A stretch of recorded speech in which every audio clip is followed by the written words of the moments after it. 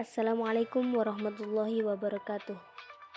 Kami di sini dari kelas Matematika 1 angkatan 2018 pada mata kuliah Algoritma dan Pemrograman. Dosen pengampu Ibu Masroratul Laili, MSc.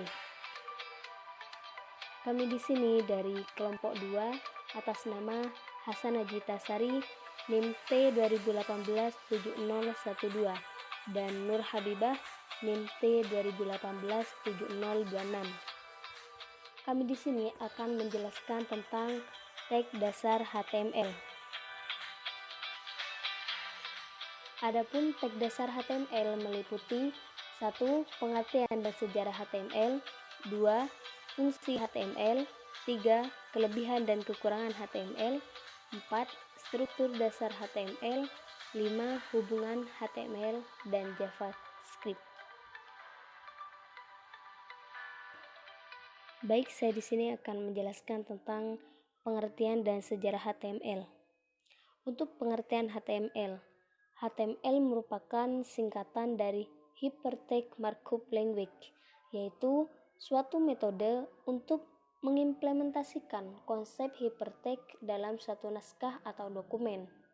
Dan HTML merupakan sebuah standar yang digunakan secara luas untuk menampilkan halaman web. Untuk sejarah HTML sendiri, yaitu secara resmi HTML lahir pada tahun 1989 oleh Tim Berners-Lee, yaitu seorang ahli fisika di lembaga penelitian CERN yang berlokasi di Swiss. Pada tahun 1991, HTML mulai dirilis pertama kali oleh Tim Berners-Lee dan terdapat 18 HTML tag. Selang beberapa tahun, yaitu pada tahun 2004, dibentuk Web Hypertext Application Technology Working Group atau yang disingkat dengan WHATG yang sampai saat ini bertanggung jawab untuk perkembangan bahasa HTML sendiri, dan hasilnya adalah pengenalan HTML5. Pada tahun 2008, HTML lebih dikenal dengan HTML5 dan menjadi standar baru untuk HTML, XHTML, dan DOM HTML. Untuk 2014, HTML5 sudah menjadi markup yang telah sempurna dan terrekomendasi. Untuk fungsi HTML sendiri, yang pertama yaitu memudahkan pengguna. Semua halaman website yang ada di internet telah menggunakan bahasa HTML, dan hal tersebut untuk mempermudah dalam menerjemahkan komputer, sehingga bisa dibaca dan dapat difahami oleh pengguna. Yang kedua yaitu menandai teks pada suatu laman.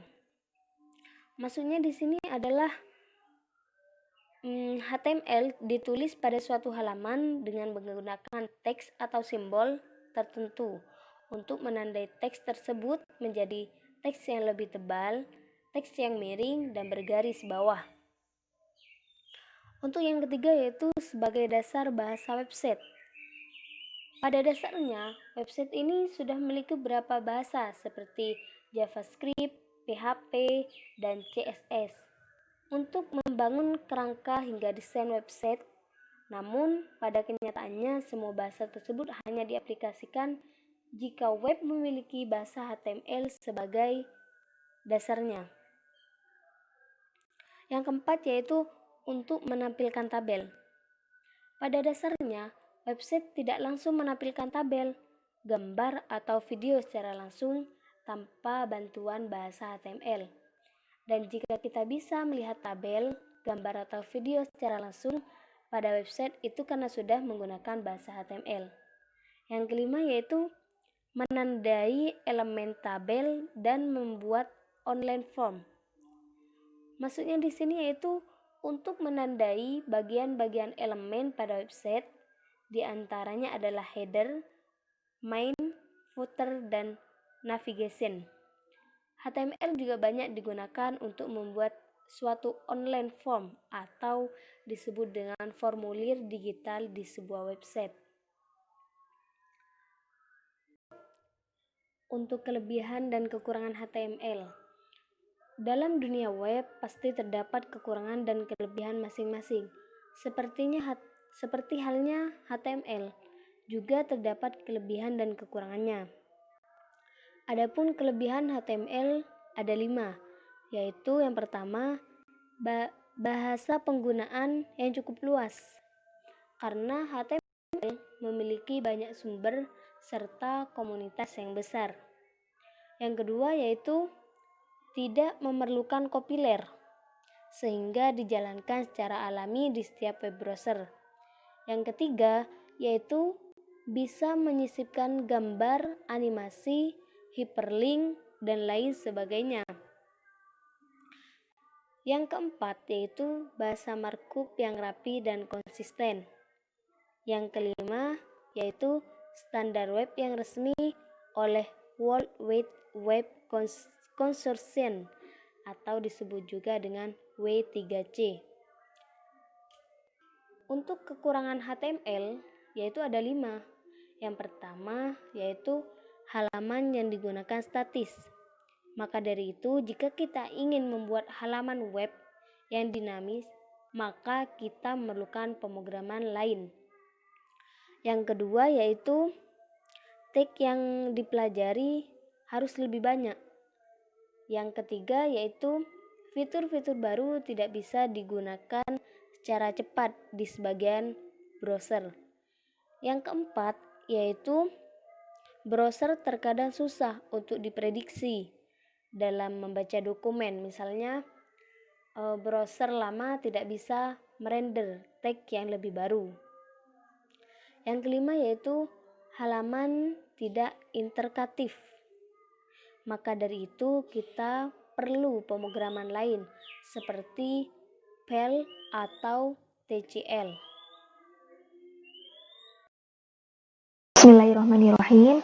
Saya akan melanjutkan pembahasan pada subbab tag HTML. Tag HTML adalah suatu bahasa markup yang berperan dalam mengatur tampilan dokumen pada halaman website. Jadi, tanpa adanya tag HTML, maka fungsi dari HTML tidak akan berlaku. Nah, pada umumnya tag HTML ini ditulis secara berpasangan. Ada yang namanya tag pembuka dan ada yang namanya tag penutup.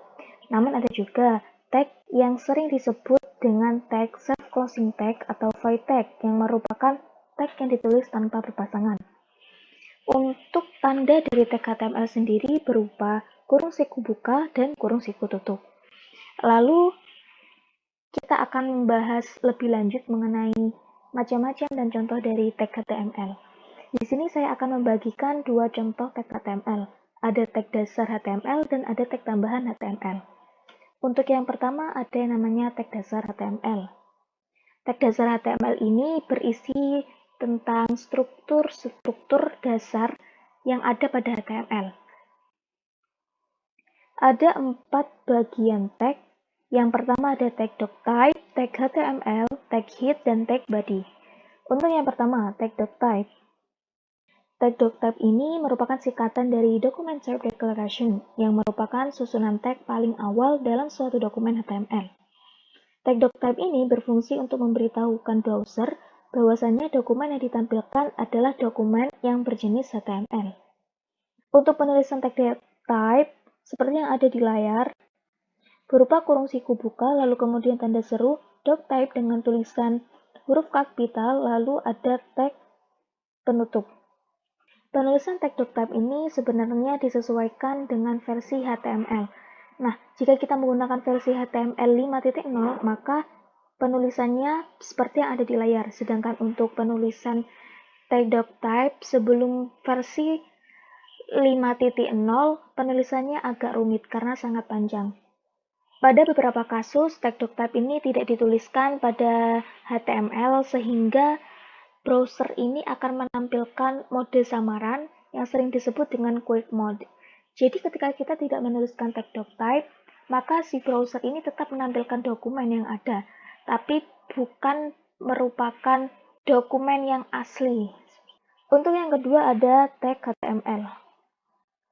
Tag HTML ini menjadi struktur kedua dalam dokumen HTML, yakni tag HTML yang merupakan tag pembuka dari seluruh halaman web yang akan dibuat.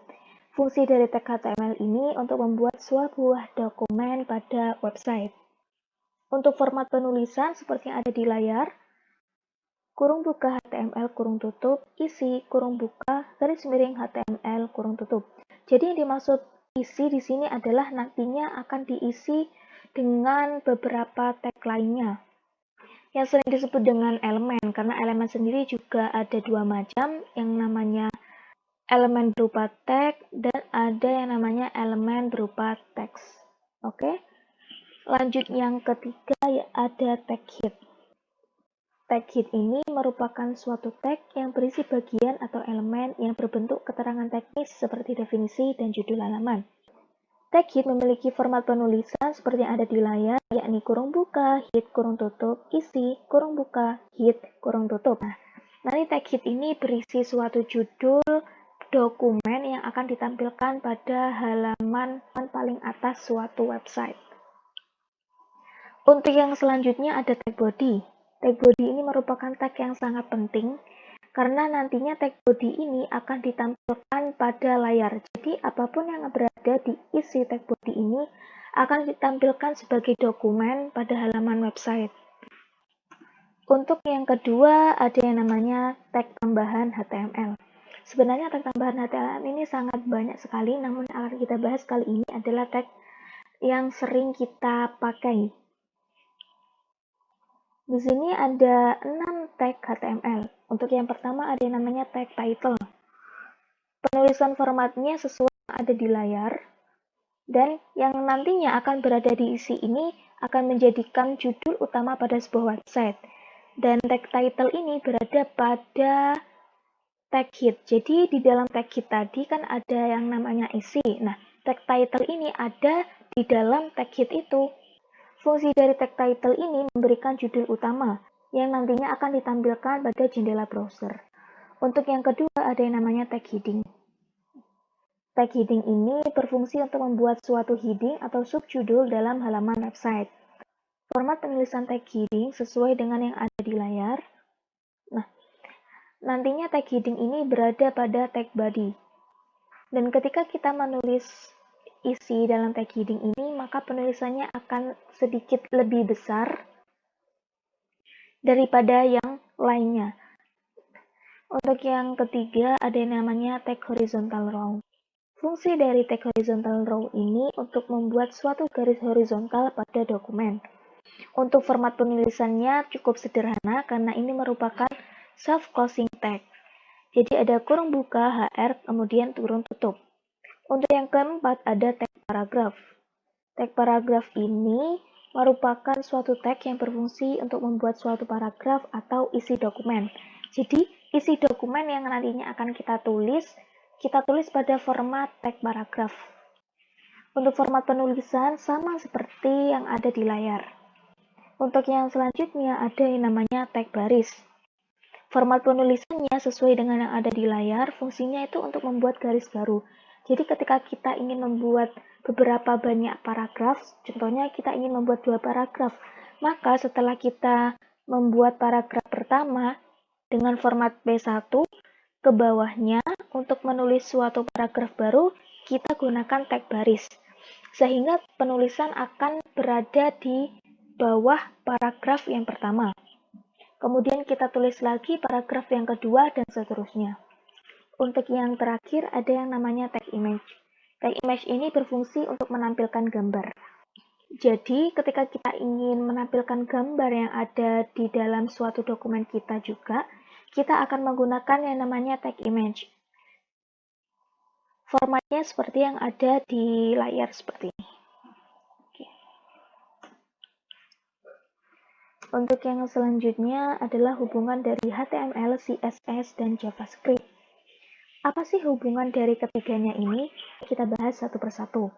Sebelum membahas inti dari hubungan ketiga itu, kita harus mengetahui pengertian dan fungsi dari ketiganya. Untuk yang pertama adalah HTML. HTML ini merupakan bahasa markup. Ingat ya, bahasa markup yang digunakan untuk membuat suatu halaman web yang menampilkan dokumen baik berupa tulisan, gambar, dan lain sebagainya. Sedangkan CSS adalah suatu aturan yang digunakan untuk mengatur tampilan maupun format dari suatu halaman web, sehingga tampilan web akan lebih menarik. Sedangkan JavaScript merupakan bahasa pemrograman yang menjadi otak dari HTML dan CSS. JavaScript ini berfungsi untuk membuat animasi yang keren agar website menjadi dinamis dan lebih hidup. Jika tadi dijelaskan bahwasanya HTML itu berfungsi sebagai kerangka dalam halaman web, sedangkan CSS berfungsi untuk menjadikan halaman web lebih menarik, dan JavaScript berfungsi untuk menjadikan halaman web lebih hidup dan dinamis.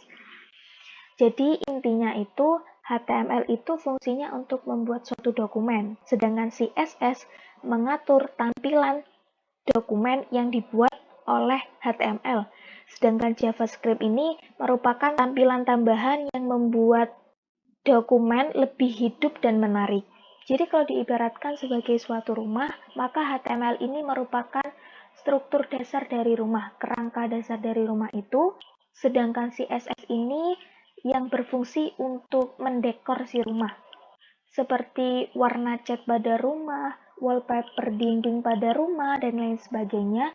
Sedangkan JavaScript ini berfungsi untuk menampilkan rumah ini lebih hidup, kayak memberikan lampu agar lebih terang, memasang AC, kipas, dan lain sebagainya, perawatan rumah agar rumah dapat ditinggali secara nyaman. Nah, itu fungsi dari ketiganya jika dianalogikan pada suatu bangunan. Sekian presentasi dari kelompok 2, semoga bermanfaat. Wassalamualaikum warahmatullahi wabarakatuh.